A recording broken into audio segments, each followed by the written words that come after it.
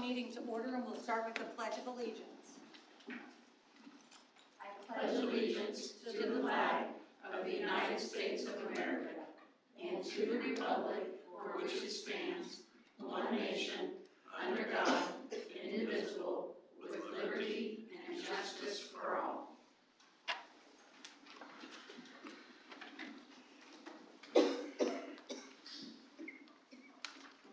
want to welcome everyone to the school board meeting this evening. Remind everyone we are live streaming the meeting tonight.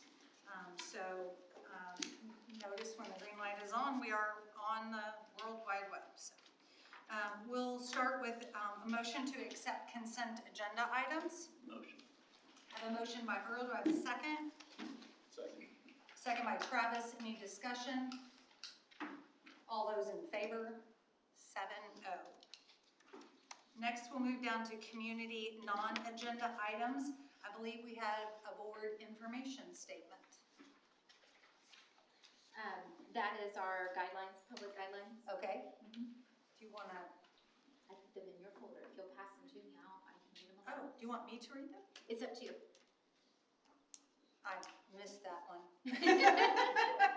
That's not the FAQs. Okay. The guidelines for public participation. Oh, this. I gotcha. I'm back on track here. So sorry.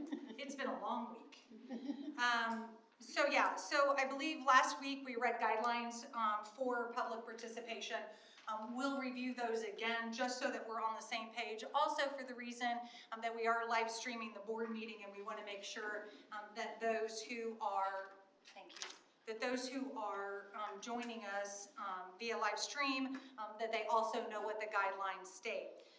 The school board recognizes the value of public comment on educational issues and the importance of allowing members of the public to express themselves on corporate matters. This meeting is a meeting of the school board in public for the purpose of conducting the school corporation's business and is not to be considered a public community meeting. There will be time for public participation as indicated by the agenda. The board provides public comment at the beginning of the meeting for items not on the agenda. For items on the agenda, the board may take comment during the meeting as the board considers items. The board president will direct when the public comment is appropriate. The presiding officer shall be guided by the following rules. Public participation shall be permitted as indicated on the order of business, provided, however, that public participation may be prohibited at any meeting that must be conducted remotely or virtually due to a disaster, emergency declared by federal, state, or local officials, unless the board has elected to allow oral public comment at such board meetings above. Attendees shall register their intention to participate in the public portion of the meeting upon the arrival to the meeting. Participants shall be recognized by the presiding officer and shall be requested to preface their comments by an announcement of their name, address, group affiliation, if and when appropriate. Each statement made by the participant shall be limited to 3 minutes in duration, and we do have a clock that will time. No participant may speak more than once. No participant may pass their time to another participant. All statements shall be directed to the presiding officer. No person may address or question board members individually.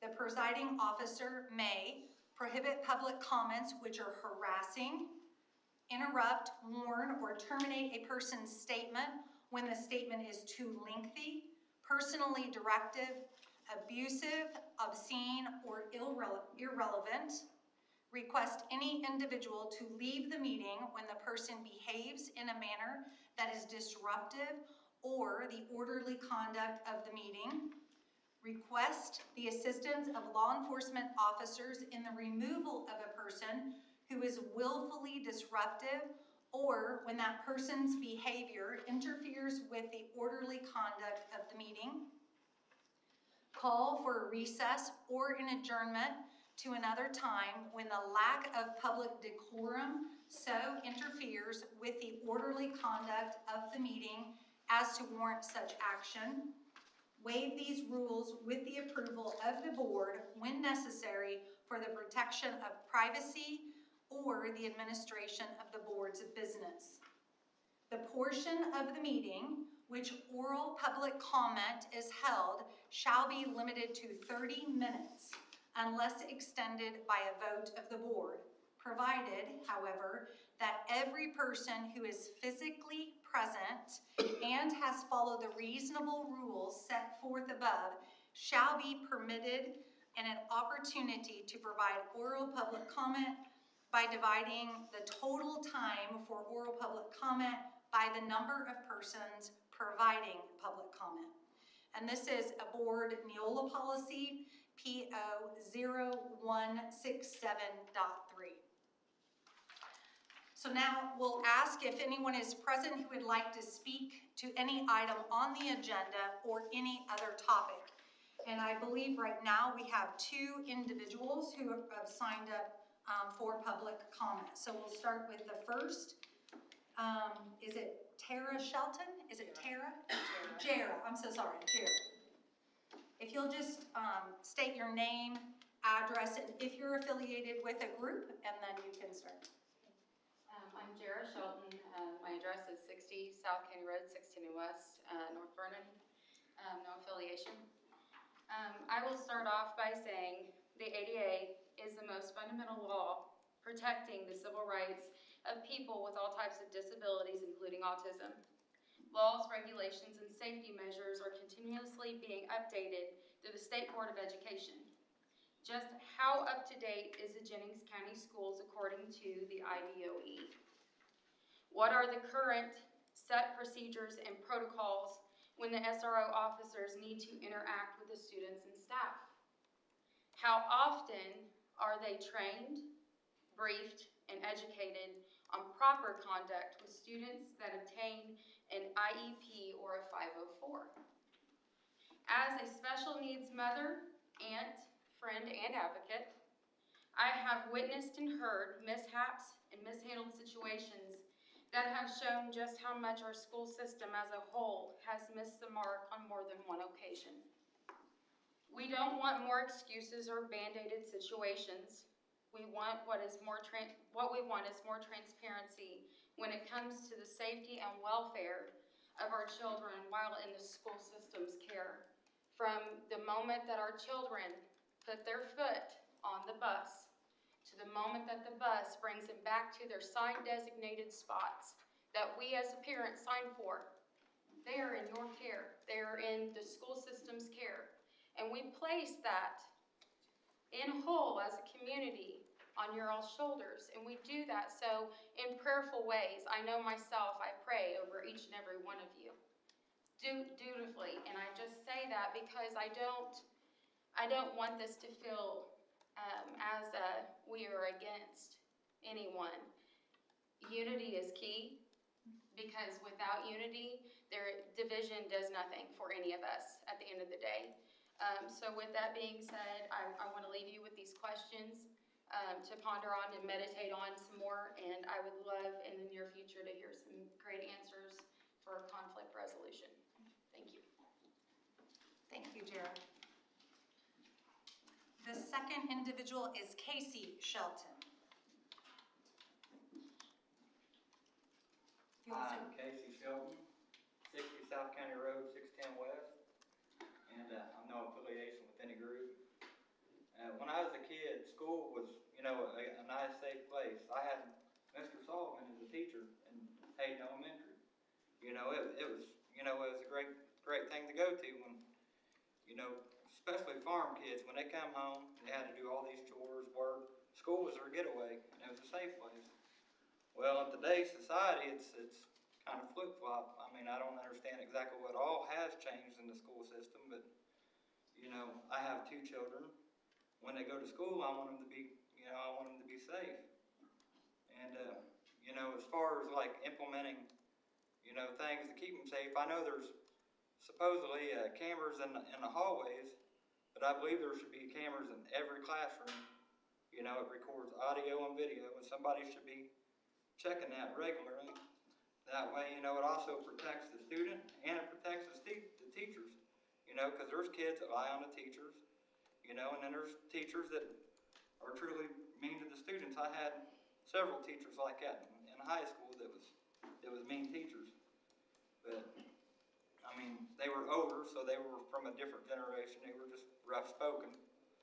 So, but all in all, I just want, you know, more safety for our children. So what can we do for that? I mean, is there going to be any new procedures going forward? When will we know? And how will that be addressed? That's all I got. Thank you both for coming to provide comment. Next, we'll move down to the next agenda item, old business, and hopefully this will provide some information. Old business under programs, we have a JCSC procedures frequently asked questions document. Yes, so in response to public comment or in parent meetings that Carrie, Mandy, or Todd and I have been sitting in and discussing a lot of things with parents recently, we have been keeping a list of frequently asked questions. And so we've put that together into a document, and we wanted to share those responses with everyone. We feel like it's valuable information. It is based on our policies and procedures and is a summary of those items. If you're here, there was a copy in the hallway if you want to print a copy to follow along. But we are going to read those questions and what those responses are, and then we will follow up and have this posted on the school website as well for those who are following along at home. So the first question is, how do I report bullying? And reporting bullying to school is the first step in working together to address any concern. So the first step is to ask an adult for help. Adults include teachers, counselors, and school administrators. The second step is to communicate concerns via email, Parent Square, call the school directly, or use the anonymous bullying report form that's found on the school websites. Step 3 would be to work with the school principal on any unresolved concerns. And the fourth step is, if you're in need of further assistance, contacting central office, myself, Dr. Johnson, Mrs. Manowitz, Mr. Ebbinger, or Mrs. Sullivan. And we can all be reached at 812-346-4483. And there have been some questions on using the online form. So if you report bullying via the online form, just want to show you what that confirmation when you've submitted a report would look like. So there's a clip of that. You'll receive a confirmation of a successful submission that looks like that.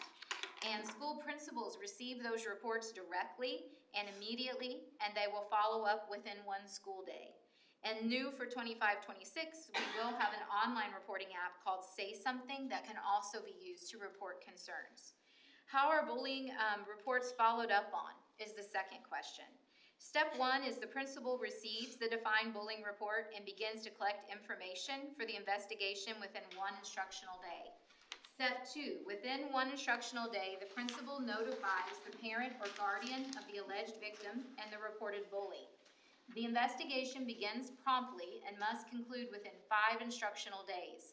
The principal then communicates the investigation results to the parent guardian of the alleged victim and the reported bully.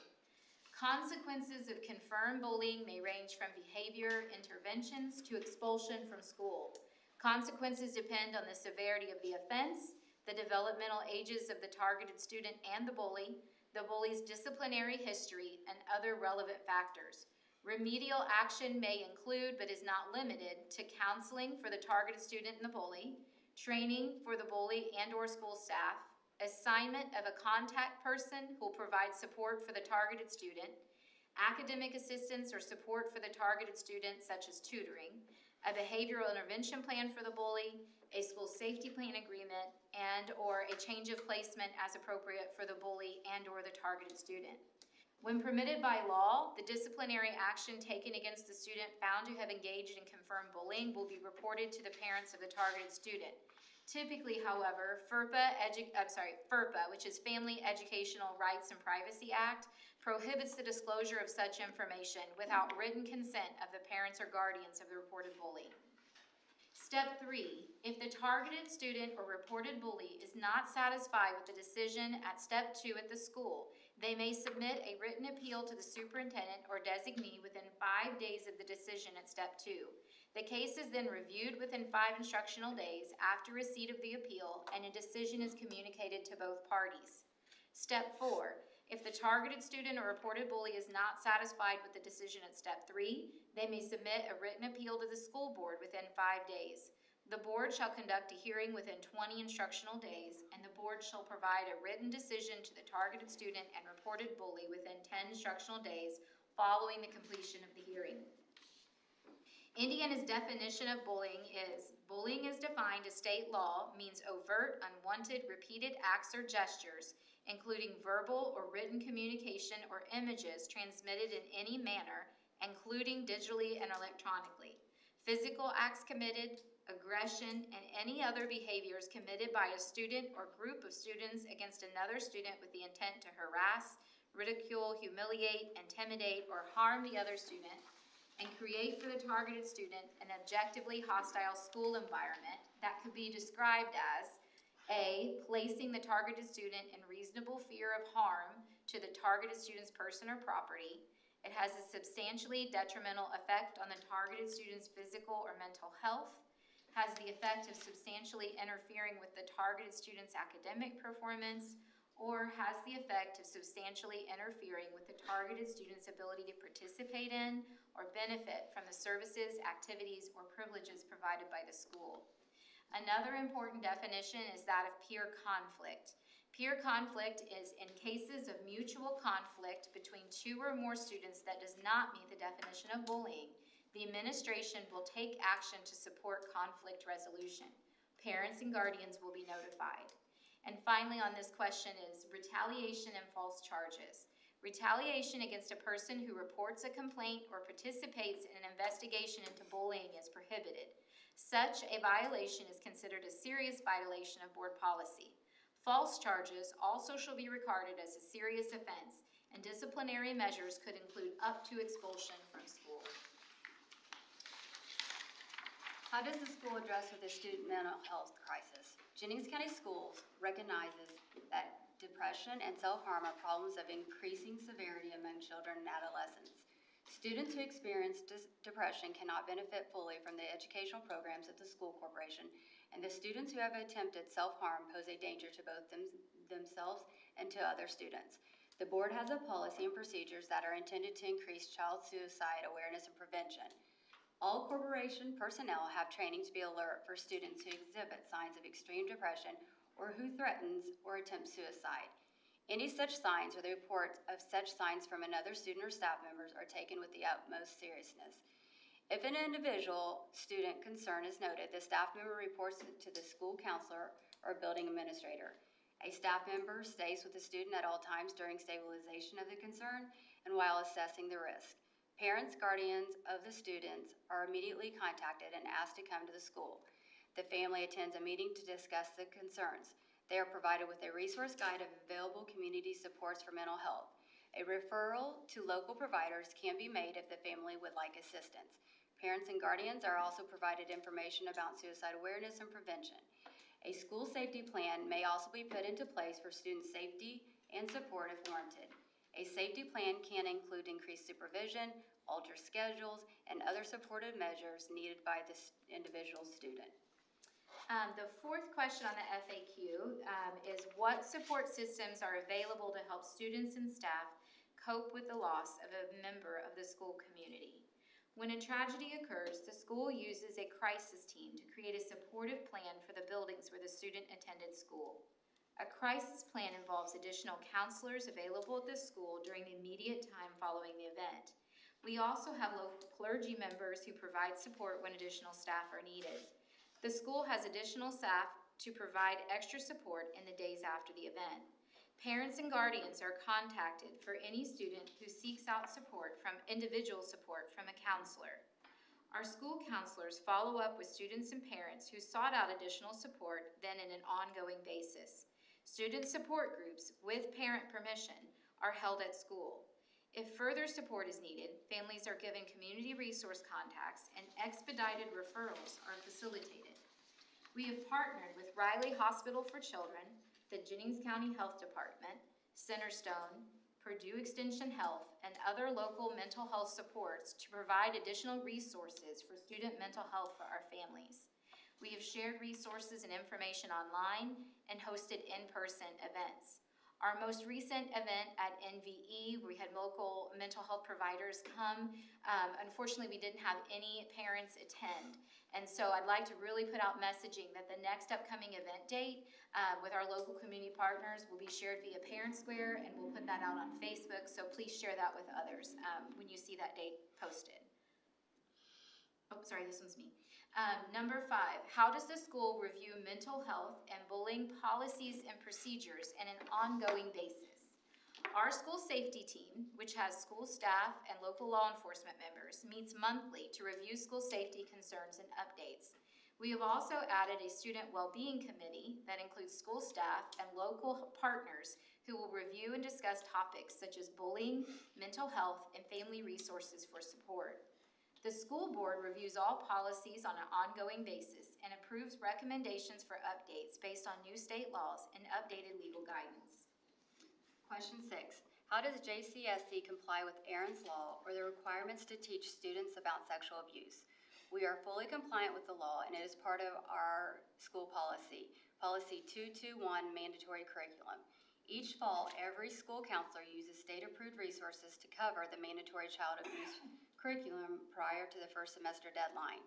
Each school sends a link to the curriculum and an opportunity for parents to opt out through the school newsletter at least twice. There's a sample of the clip of the parent school newsletter below, sent this school year at one of our elementary schools, and you can see it on the handout.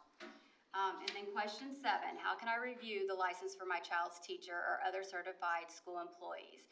At the top of this, you can see the address that you can go to, and anyone can. JCSC prioritizes hiring fully licensed individuals. When a lack of a certified candidates for a position exists, an emergency permit could be issued. JCSC has a low number of emergency permits.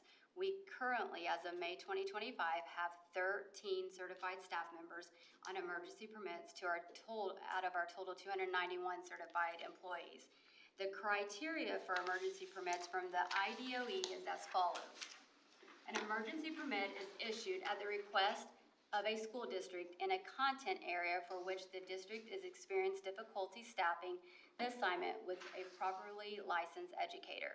The emergency permit is a temporary credential issued to a school corporation or special education cooperative for a person who is not licensed for that assignment. The applicant must possess the minimum of a bachelor's degree from a regionally accredited university in order to be eligible for the EP. The individual holding the EP must make a commitment to work toward completion of an approved program to either add content area of the EP to an existing license or obtain an initial practitioner license for the content area or areas. The permit holder must meet with the licensing advisor at an Indiana institution in order to learn about the requirements for completing the appropriate program. And our final question on this FAQ, and I'd like to keep adding to this as we have any other additional FAQs in the community that come up, but our final question currently is, what should I know about social media and the schools? Our district must follow guidelines of FERPA about keeping confidential information about students private, and we are unable to directly comment or clarify on social media about student concerns. We ask for you to please communicate with us any concerns directly through the methods listed above. We talked through Parent Square, email, calling directly, so that we can work together to resolve any concerns promptly. We also ask for your help in monitoring students' use of social media. For those who do have social media, we ask for your assistance in regularly monitoring that content. As a school, we do not have access to students' Snapchat, Instagram, or other social media accounts. We become aware of content that is considered inappropriate or concerning when it's submitted to us as a screenshot or a picture by other students or by parents. Snapchat's particularly difficult because the messages disappear after they're sent on a device. At that point, it requires law enforcement involvement in order to retrieve the content. We appreciate your partnership in monitoring ongoing social media on student devices and reaching out to the school directly if you need to report any concerning events. And next year, that Say Something app, you can directly take a snapshot, a screenshot of something and attach it. In those instances, a screenshot or picture of the content is helpful for our administrators. And And again, we read this aloud so that people at home would know all the answers, and it's a lot of information. It'll be posted on the website if anyone would like to follow up on those answers. So that item wasn't in form, and I just want to thank Nikki and Carrie and everyone who was involved in kind of pulling together these frequently asked questions. I know we had a lot of individuals at the last board meeting to make public comment, a couple of tonight to make public comment. Again, just trying to share information on so that it's factual information. A lot of the information on the FAQ comes from our board policy, so it's important to know the board policy, to know that we have a policy, and to know that we're following our policy. So I appreciate the work to put this together, so thank you. Do any of the board members have questions about that sheet? Okay. Again, that was an informed item, so hearing no questions, we'll move down to professional staff. We have some recommendations. Yes, please. Asking for approval, please, for Ian Clarkson to be recommended as, or I am recommending Ian Clarkson as a North Vernon Elementary summer school teacher, and Roger Williams also as North Vernon Elementary summer school teacher. Entertain a motion to approve those two recommendations. So moved. I have a motion by Pat. Do I have a second? Second. Second by Cheryl. Any discussion? All those in favor? 7-0. One additional. Yes, please. Also asking for the following recommendation: Travis Reitzman, Jennings County High School Impact Alternative Ed teacher, and Jennings County High School Boys Varsity Basketball Coach. Okay, we'll entertain a motion. I have a motion by Mary Lynn, and I have a second by Earl. Sorry, we're fighting over this one. Can you tell we're a little bit excited? So I have a motion and I have a second. Any discussion? Yeah, I got a comment. Another Newcastle boy. We come from a community that loves their basketball. But I'm telling you, this community, they'll give you your heart. They're really something. I've been here 55 years, and this is home. And very proud to be here. And God has blessed you. That's it. Any other discussion? Hearing none, all those in favor? 7-0. Congratulations. Well, we are super excited to have you as the newest member of the Panther family, and we'd love to be able to congratulate you. So if you don't mind, we're going to stand, and if you join us over on this side, we'd like to have the chance to be able to welcome you. Welcome. Congratulations. Congratulations. Thank you. Thank you so much. Thank you. I'm sorry you have to work with me. Thank you. Thank you, Coach. Welcome to the schools. Thank you. You like the old fashioned breakfast? We know where to eat it. That's what he said. Thank you. Thank you. Thank you. Congratulations. Thank you. Congratulations. Congratulations, Coach. Thank you.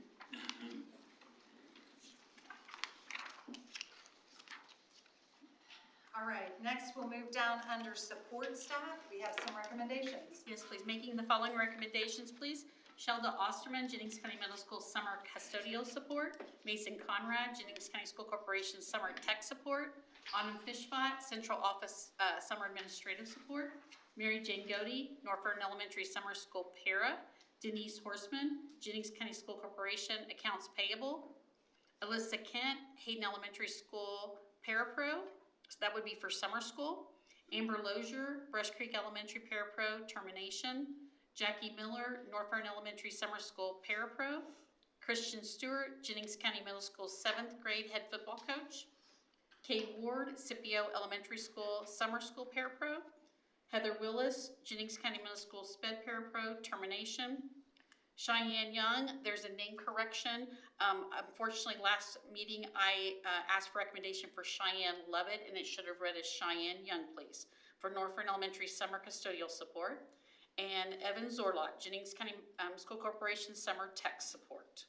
I'll entertain a motion to accept those recommendations as read. So moved. Motion by Travis. Do I have a second? Second. Second by Pat. Any discussion? All those in favor? 7-0. Next, asking for approval for William Marling to be recommend or be approved as a Jennings County School Corporation summer mowing support. Entertain a motion to approve. Motion. Motion by Cheryl, do I have a second? Second by Chelsea, any discussion? All those in favor? 7-0. Asking for approval, please, for Christy Sigler, Jennings County High School head girls basketball coach, contract extension through 2026-2027. Entertain a motion to approve. Motion by Mary Lynn, do I have a second? Second by Travis, any discussion? All those in favor? 7-0. Asking for approval for Michael Kelly, Jennings County Middle School 8th grade head football coach. Entertain a motion to approve. So moved. Motion by Cheryl, do I have a second? Second by Pat, any discussion? All those in favor? 7-0. Asking for the following recommendations to be approved pending hiring requirements. That would be Tyler Moore, Jennings County School Corporation Summer Tech Support, and Seth Shepard, also as Tech Support. Entertain a motion. So moved. Motion by Pat, do I have a second? Second by Mary Lynn, any discussion? All those in favor? 7-0. So next we're down under finances, and we have lots of donations, so it's the Philip Marsh Show. We have a lot of donations. All right, I'm asking board for approval to accept the following donations. First Creek Elementary, Expert Eye Care, $60 for the 6th grade celebration. At Hayden, the JCCF SA contest winner, $100 to Miss Erin Stoner's class. NBIC, $250 for the school-wide Hayden 500 project. And the SIOS, $1,000 for the 25-26 Art Club, which is 3rd through 6th grade.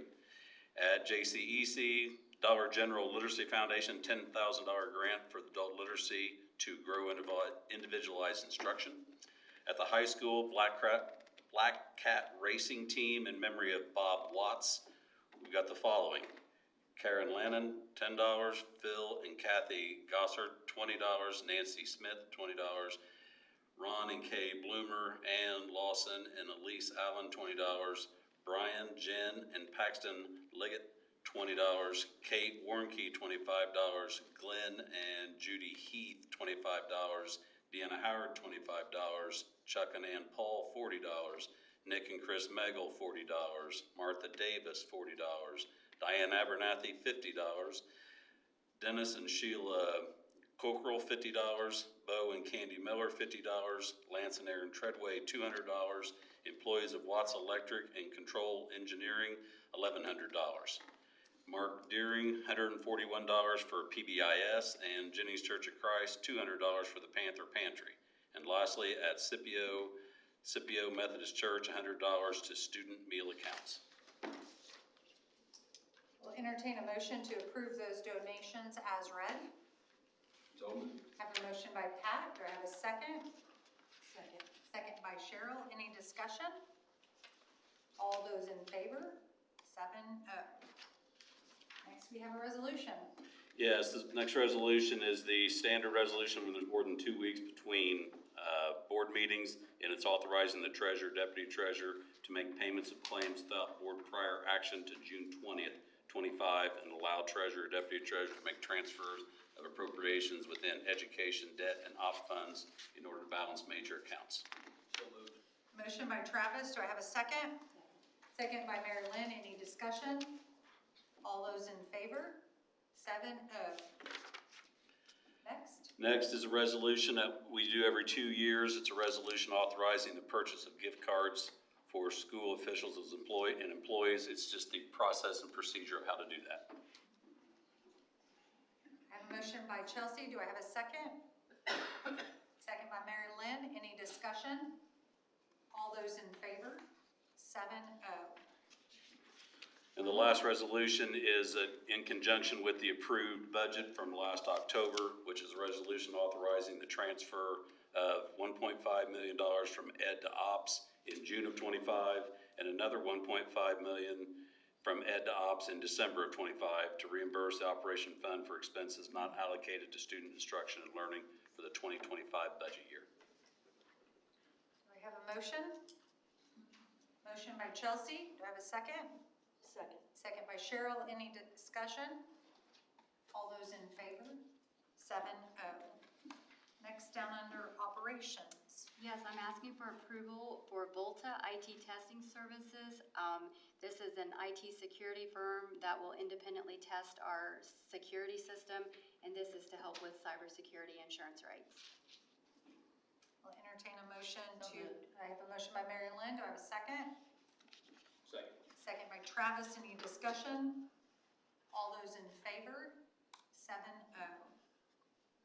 Next, we have an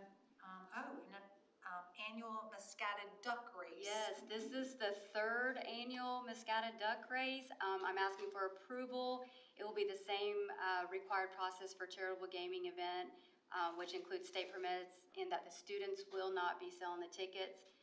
Coach Ziegler, like I said, this is her third year, and they give back to the community. Not only is it for them, but they also donate to the Hope Food Program.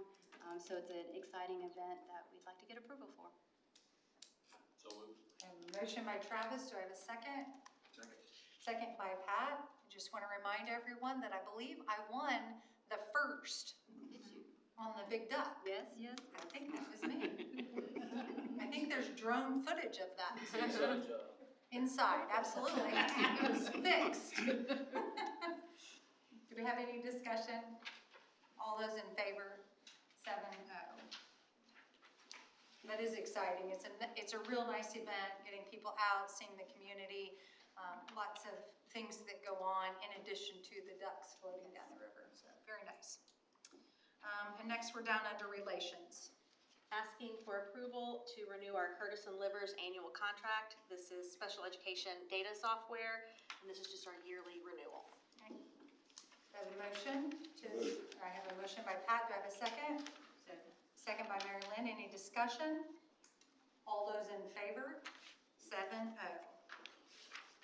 So that brings us to other. No other. Okay, hearing nothing else, so I'll entertain a motion to adjourn. Travis, do I have a second? Pat? All those in favor? 7-0, meeting